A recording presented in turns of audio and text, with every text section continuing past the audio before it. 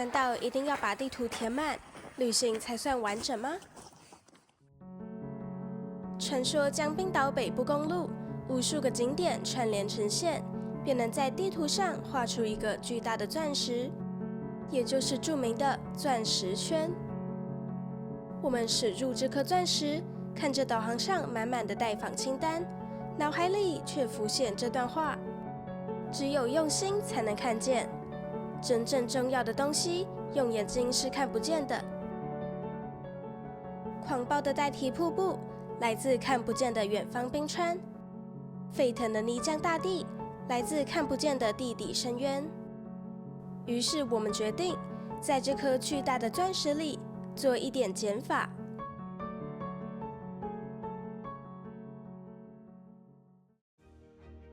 告别前一天被海鹦鹉包围的魔法峡湾，我们正式驶向冰岛北部，预计要在米湖地区住2晚。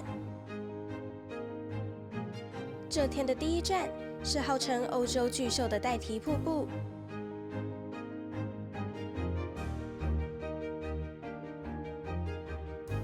前往带提瀑布有2条路，一条是东侧较颠簸的864号公路，另一条是西侧有柏油路的862号公路。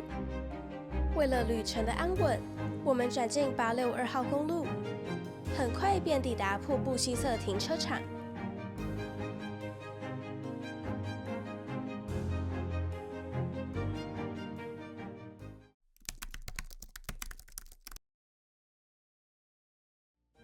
开了几小时的车，我们急着寻找与水有关的设施，其实是洗手间。这一侧有完善的公厕与观景台。从停车场走到瀑布约1公里，踏上布满火山碎石的步道，远处却不停传来低沉的轰鸣，那是来自欧洲最大的瓦特纳冰川融化雪水。走到岔路口，左转是观景台，右转是更贴近瀑布的视角。我们想先看视觉最冲击的画面，于是先选择右边。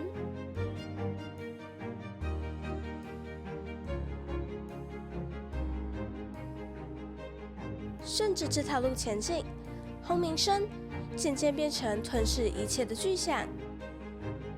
带提瀑布是全欧洲水量最大的瀑布，高度44公尺，每秒携带193立方公尺的水量。因为夹带了大量冰川泥沙，水流呈现灰白混浊的色泽。我觉得这已经不是普通的水，而是一股正在撕裂大地的能量。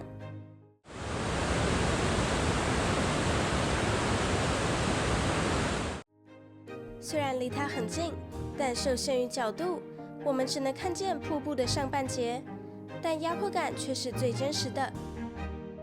冰冷的水汽像暴雨迎面袭来，狂风和水声淹没了所有杂音。难怪电影《普罗米修斯》会选择在这里取景，作为地球生命起源的象征。带着满身水汽，我们折返回岔路，朝着另一个方向的观景台前进。这段路让我们感觉又回到人类文明，大部分的游客都集中在这里，大家走走停停，还不时有人站在路边吸烟，偶尔还会遇上塞车。刚才在瀑布旁的与世隔绝感消失了，取而代之的是大家迫不及待想一睹风景的热闹。来到观景台，画面变得宽阔，这里能捕捉到更大面积的瀑布断面。但因为拉开了安全距离，刚才水汽直扑脸庞，仿佛要被瀑布吞噬的临场感也随之淡去许多。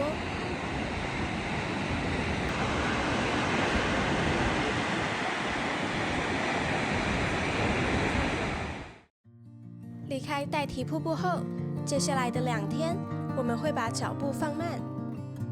我们决定在米湖地区用比较悠闲的节奏来感受这里。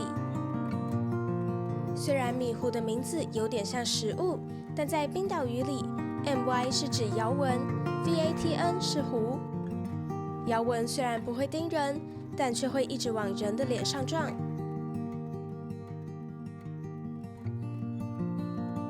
我们经过了克拉夫拉地热发电厂，沿途交错着巨大的金属管线，无数的白烟从地表窜出，有种闯入科幻电影的错觉。而知名的米湖温泉，实际上是地热发电厂排出的废水。冰岛人真的很懂得跟大自然和平共处。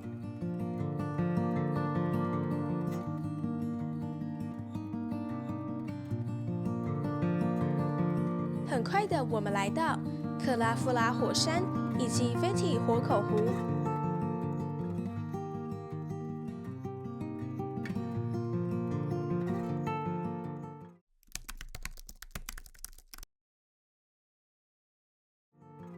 我们不需要打扫火山，只要从停车场走几步路就能抵达。别看这座火口湖如此平静，这里是冰岛最危险的活火山之一，历史上总共喷发过29次。1724年的猛烈爆发，让岩浆整整燃烧了5年。当时人们看着眼前的末日景象，将这里命名为 Veti， 也就是地狱的意思。火山冷却后，底部积聚了雨水与矿物质，最后形成直径约300公尺的湖泊。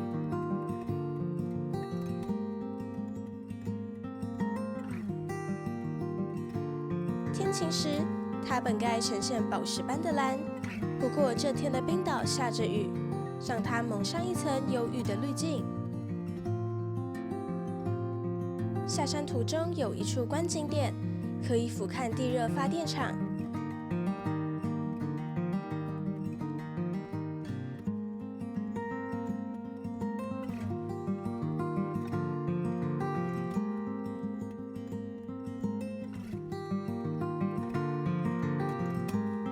沿路还有一个趣味打卡点 Hot Spring Shower， 可以用它的温泉水洗洗手。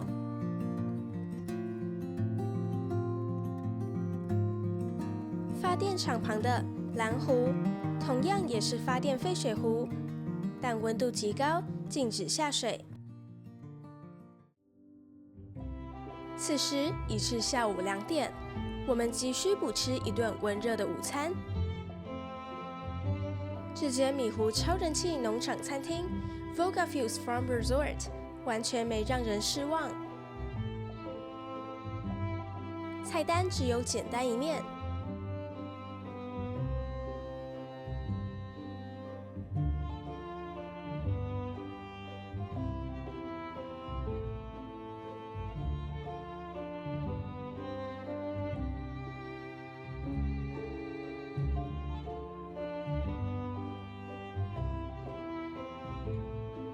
今日例汤就是羊肉汤，满满的羊肉与丰富的蔬菜丁，搭配口感扎实的传统黑麦面包，分量十足。这是曼顿羊膝，冰岛羊肉向来以无腥膻味闻名，羊膝经长时间慢炖，我们用刀子轻轻一划，就能将骨肉轻松分离。这是香煎北极红点龟，粉橘色的鱼肉细致柔嫩。挤一点柠檬提味，更能增添清爽感。吃饱喝足后，我们来到米湖镇上唯一的小型超市。我们买了一些饮料，几杯冰岛优格，还有可以当宵夜的零食。但我突然非常想吃泡面当晚餐，于是爸妈立刻取消晚餐地位。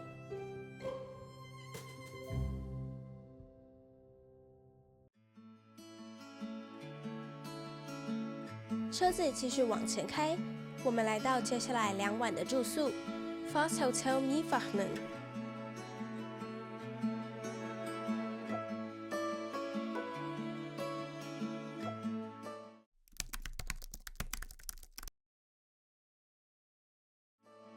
冰岛的天气总是喜怒无常，一栋温暖的建筑就是我们抵御寒风的玻璃罩。饭店运用温暖的木质调、现代化的灯光设计，以及大面积的落地窗，将外头的冷冽隔绝开来。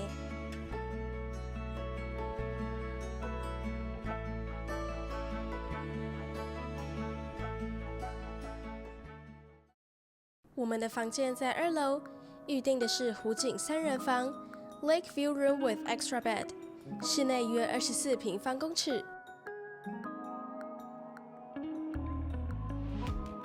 房间呈现北欧工业风，拥有温暖的木质元素、冷冽的黑色铁件以及柔软的橄榄绿织物。床头复古的机械臂阅读灯，为夜晚增添几分温馨。接着将视线转向床尾，靠窗一侧是木质办公桌，配备舒适的沙发单人椅。右侧的收纳架配备胶囊咖啡机与茶包。下方柜子有保险箱和空空的小冰箱。上层架子有3件浴袍、电热水壶和小电扇。开放式衣架和行李架，可让厚重的衣物保持通风。而房间最大的亮点，绝对是将米湖引颈入室。落地窗旁的玻璃门，可以通往户外小阳台，呼吸冰岛干净的空气。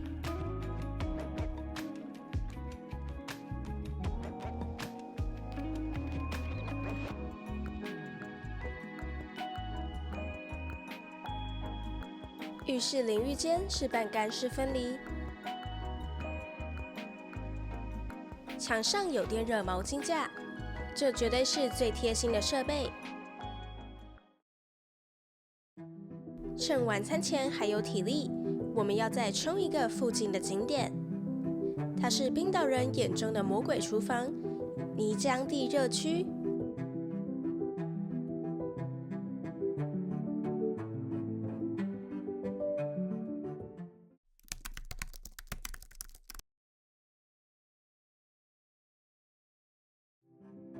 这里地表下的巨大岩浆库，早已将它撕裂出无数个滚沸伤口。我们很喜欢这个景点，因为只要走在步道上，就能毫无屏障地靠近高温物质。这里最壮观的，莫过于沸腾的泥浆锅。当地下水遇上岩浆的高温，会瞬间被加热，并产生极大的压力。高压水汽向上冲的过程，将岩石溶解成粘土，形成一洼洼的灰色泥浆。看着它们不断冒泡沸腾，竟有种诡异的吸引力。除了泥浆锅，这里满地都是橘红亮黄的结晶，它们是气体冷却后形成的硫磺。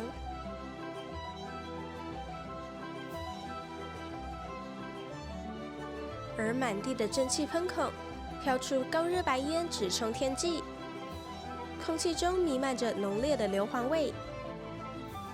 但对我们来说，这股味道却有着莫名的亲切感。闭上眼睛，深吸一口气，我又仿佛回到阳明山的小油坑，看着地球把气都发泄完，我们也该回去泡我那心心念念的泡面了。第2天清晨，我们在饭店的餐厅先悠闲地吃一顿自助早餐。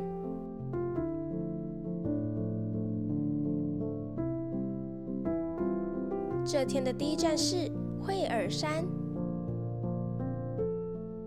抵达惠尔山停车场时，我们意外发现自己竟然包场了。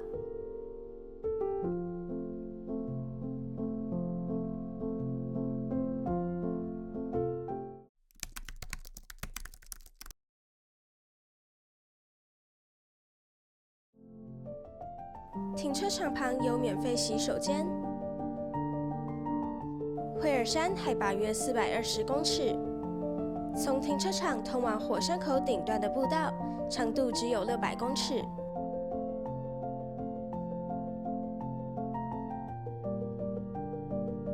沿着布满黑色碎石的步道往上爬，每走一步，脚下都会传来沙沙沙的摩擦声。很快的，我们爬上火山口的顶端。这里没有一丝绿意，只有纯粹的灰黑与荒芜。在这座直径约1公里、深达140公尺的火山口面前，整个世界安静的仿佛只剩下我们。而且，它其实是一座假火山口，因为在2500年前，地底的岩浆向上涌出时，引发地下水蒸气爆炸。这股强大的破坏力直接把地表炸出一个巨大的坑洞，被炸碎的岩石则掉落堆积成一圈，成了现在这座规模庞大的凝灰岩环。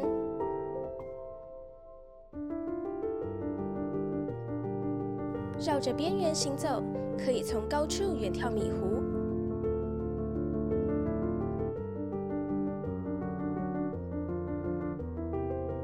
趁着四下无人，妈妈突然提议要做点荒谬的事。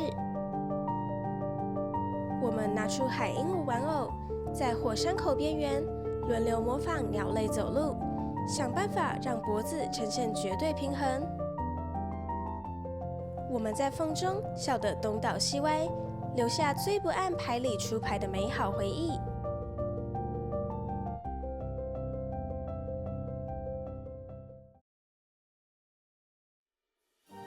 离开惠尔山，我们沿着米湖南岸行驶。我们即将前往卫火山口。既然都是假火山口，这里与惠尔山又有什么不同呢？我实在太好奇了。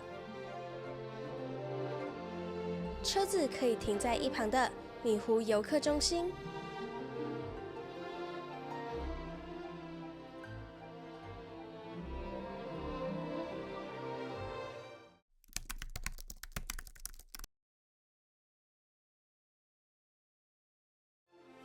我们打算沿着湖面西岸的 SK1 步道走一圈。看着眼前长满翠绿草皮、一圈圈圆润的小山丘，在不知情的人眼里，它们就像草地上的可爱绿帽子，但那其实是吞了猛兽的帽子。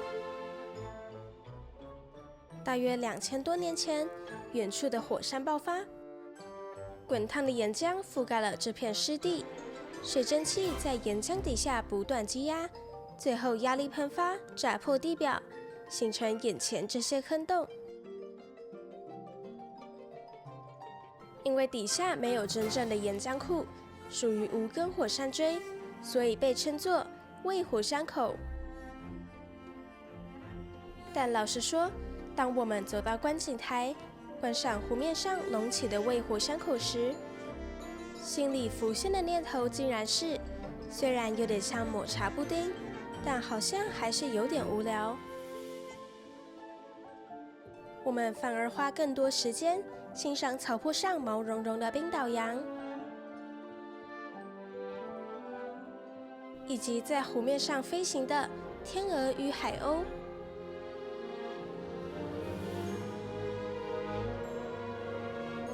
还在草丛间发现一只红领半足鹬。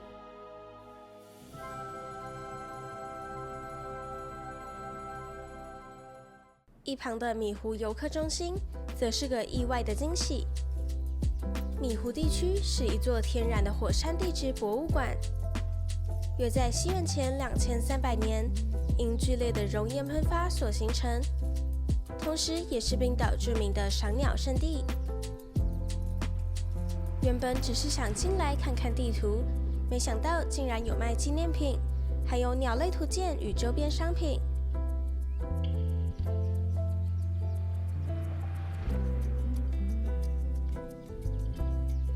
刚才桌面上的鸟类图鉴海报，这里也有卖。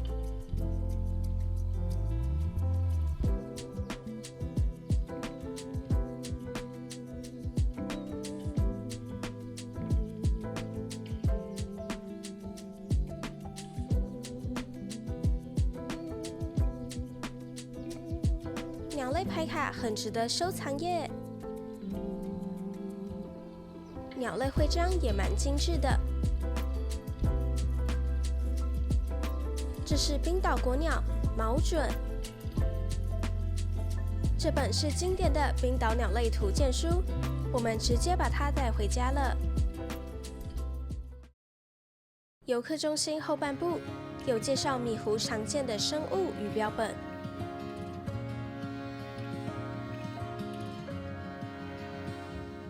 还有介绍这里特殊的矿物，像这块黑曜石就可以触摸。影片放映室有米湖地区的空拍画面，让我们再次回味这些景点。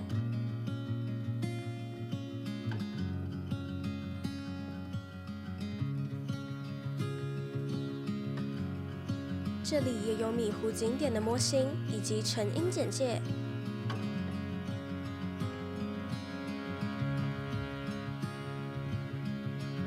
可怕一点的还有米湖无所不在的摇纹。至于水鸟、候鸟和鸟蛋就可爱多了。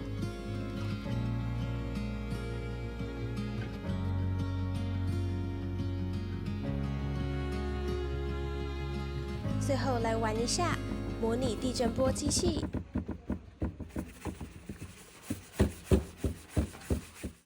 休息区提供彩色铅笔自由创作。我也坐下来画了一只记忆中的海鹦鹉。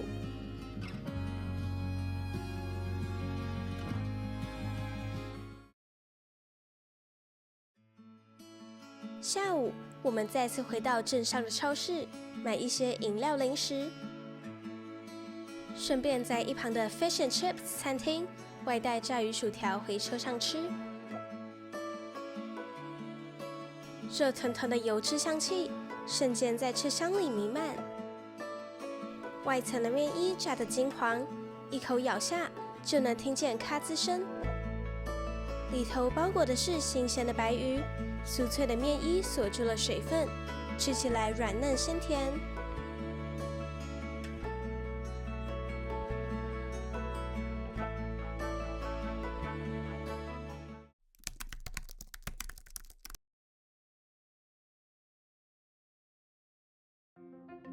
吃完炸鱼薯条，本来计划要去黑色城堡和地洞温泉，但爸妈对这2个景点似乎兴趣缺缺，于是我们勇敢地把行程划掉。既然米湖是冰岛著名的赏鸟圣地，我们决定开车环绕米湖，看到喜欢的风景就停下来，觉得无聊了就继续往前开。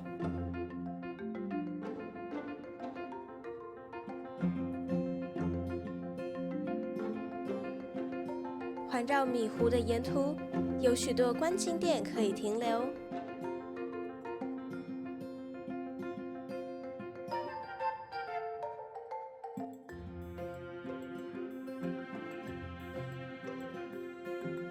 而这条发源于米湖的拉克萨河，长达60公里，是世界知名钓鳟鱼与鲑鱼圣地。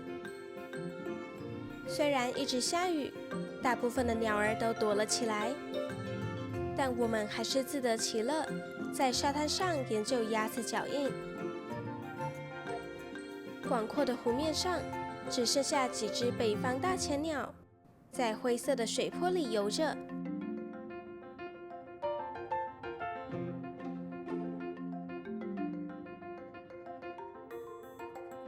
草地上，我们发现正在觅食的斑翁。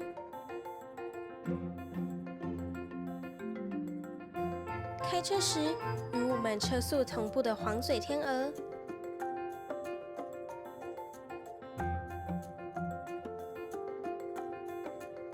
踩着鲜艳红腿的赤足鹬。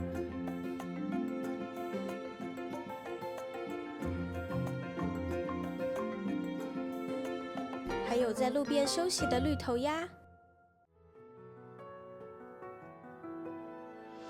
在这个被我们刻意留白的下午，没有非去不可的目的地，大概就是旅行中最奢侈的模样。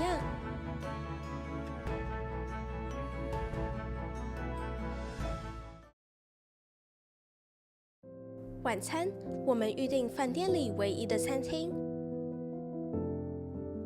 我们幸运被安排在靠窗座位，窗外是下着雨的米湖。这是菜单。餐前送上热腾腾的面包，搭配撒上冰岛火山岩的奶油。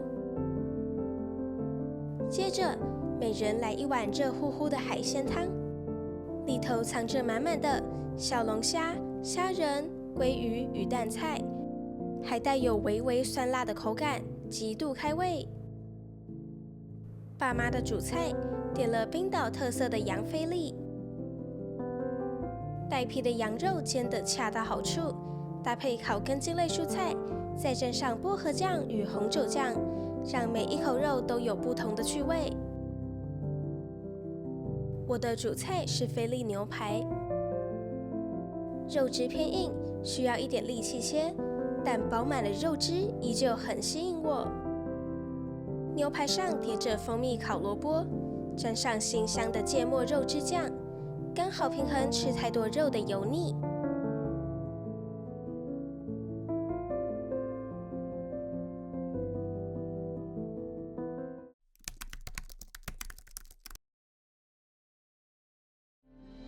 米湖的第3天，我们先在饭店享用自助早餐。窗外依然是低饱和的雨中湖景，但室内充满咖啡与面包香气。来看看有哪些好吃的，有可颂、丹麦面包和松饼